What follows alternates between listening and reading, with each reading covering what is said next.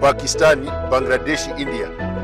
Boma linaika rental income 5% up to 25%.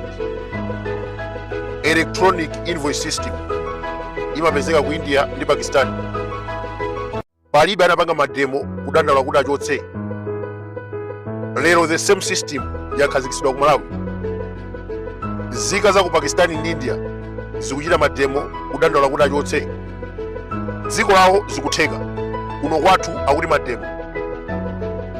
Kuti mumvetsetse bwinobwino, mukalowe mashopu amwe, mukagule katundu, ambiri sapereka receipt. Kumeneko ndikuba, chifukwa akapanda kupeka receipt, amakhala kuti akukana kupeka msonkho kwa MRA. Chimene akuopera system imeneyi, fast payment, transparent, without corruption. Ndiye para Malawi ena, business yawo sinafike 25 million. Apasidwa ndalama ndi amwenye kuti achite mademo. Is VAT applying on their business?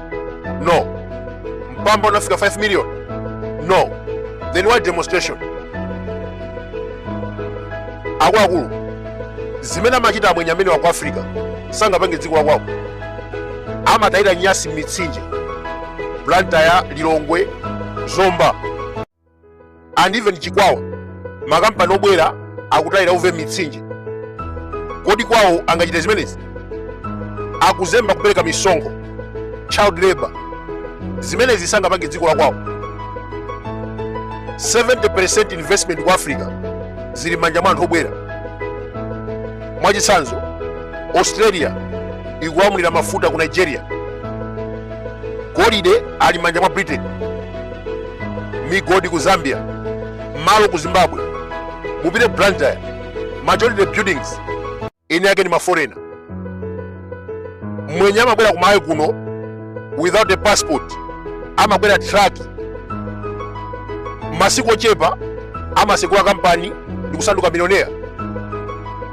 Akutenga ma business a Malawi, amagulisa samusa, mapasi a nkhuku, ena akulima ngakhale chimanga. Iniyo ngati Malawi kupita dziko lawo simungapeze malo olima. Koma kwathu kuno akupasidwa ma hectares amafamu.